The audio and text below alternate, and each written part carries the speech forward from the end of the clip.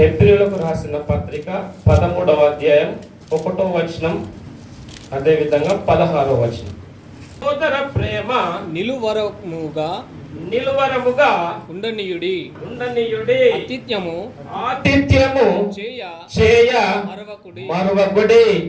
దాని వలన కొందరు ఎరుగకయే దేవదూతలకు ఆతిథ్యము చేసిరి. హల్లెలూయా. ఉపకారమును ధర్మమును చేయ మరచిపోకుడి. అట్టి యాగములు దేవునికి ఇష్టమైనవి. హల్లెలూయా. ప్రియ పరలోకపు తండ్రి, నీకు వందనాలు చెల్లిస్తున్న నీకు వాక్యం ద్వారా మీరే మాతో మాకు సహాయం చేయమని యేసు నామములో ప్రార్థిస్తున్నాము తండ్రి.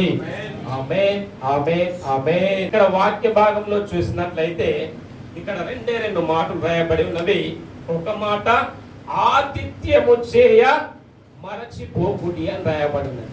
ఆతిథ్యము, ఎవరైనా కొత్త వారు వచ్చినప్పుడు మనం వారికి నీళ్లు, వారికి ఆహారము, వారికి టిఫిన్ మనం ఇవ్వడానికి చాలా వరకు సహకరిస్తూ ఉంటాము. హల్లెలూయా.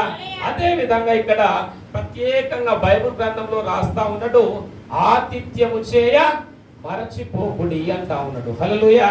అదే విధంగా 16వ వచనంలో చూసినట్లయితే ఉపకారమును ధర్మమును చేయ మరచిపోకుడి. అట్టి యాగము దేవునికి ఇష్టమైనవి. హల్లెలూయా, హల్లెలూయా. మనము ఉపకారం చేసే విషయంలో, ధర్మము చేసే విషయంలో మరచిపోవద్దు అంటా ఉన్నాడు. ఉపకారం చేసే విషయంలో మరచిపోవద్దు. అదే విధంగా ధర్మం, ఎవరైనా మనం ఇంటికి వచ్చి ఏదైనా అడిగినప్పుడు మనం ఇచ్చేవారిగా ఉన్నప్పుడు అదే యెహోవాకు ప్రీతికరము అని రాయబడినది. హల్లెలూయా. ఇక్కడ మనం చేసినవి ఆటోమేటిక్ ఎవరు చూస్తారు అని మనకు అనిపించవచ్చు. అదే విధంగా మత్తయి సువార్తలో రాయబడి ఉన్నది. మత్తయి సువార్తలో పరలోక రాజ్యంలో చూసినట్లయితే, పరలోక రాజ్యంలో దేవుడాట ప్రతి ఒక్కరిని ఆయన దగ్గరికి పిలిచి తీర్పు జరిగే సమయంలో నీతిమంతులను ఒక్కొక్క గుంపును కుడివైపుకు ఉంచిన తర్వాత కుడివైపు వారిని చూసి నీతిమంతులారా, అక్కడ మాట రాయబడినది. ఒక్కసారి మత్తయి సువార్త ఒక్క మాట చదివిన తర్వాత మనం ప్రార్థన చేసుకుందాం. మత్తయి సువార్త 25వ అధ్యాయం 34వ వచనం. అప్పుడు రాజు తన కుడివైపున ఉన్నవారిని చూచి, నా తండ్రి చేత ఆశీర్వదింపబడిన వారలారా, రండి, లోకము పుట్టినది మొదలుకొని మీ కొరకు సిద్ధపరచిన రాజ్యమును స్వాతంత్రించుకొనుడి. నేను ఆకలి కొట్టిని, మీరు నాకు భోజనము పెట్టితిరి. తప్పికొంటిని, నాకు దాహమిచ్చితిరి. పరదేశినై ఉంటిని, నన్ను చేర్చుకొండిరి. దిగంబరినై ఉంటిరి, నాకు బట్టలిచ్చితిరి. రోగినై ఉంటిని, నన్ను చూడవచ్చితిరి. చెరసాలలో ఉంటిని, నా యుద్ధకు వచ్చితిరని చెప్పాను.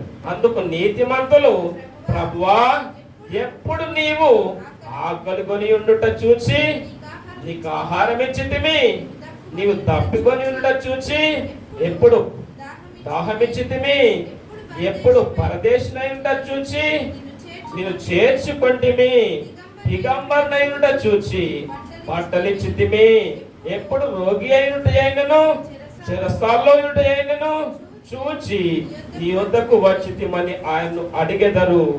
అందుకు రాజు, మిక్కిలి అల్పులైన ఈ నా సహోదరులలో ఒకనికి మీరు చేసితిరి గనుక నాకు చేసితిరని నిశ్చయముగా మీతో చెప్పుచున్నానని వారితో అనెను.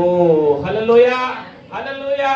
మనం ఇక లోకంలో ఒక వ్యక్తికి చేస్తే అది దేవునికి చేసినట్టు అని బైబిల్లో రాయబడినది. హల్లెలూయా.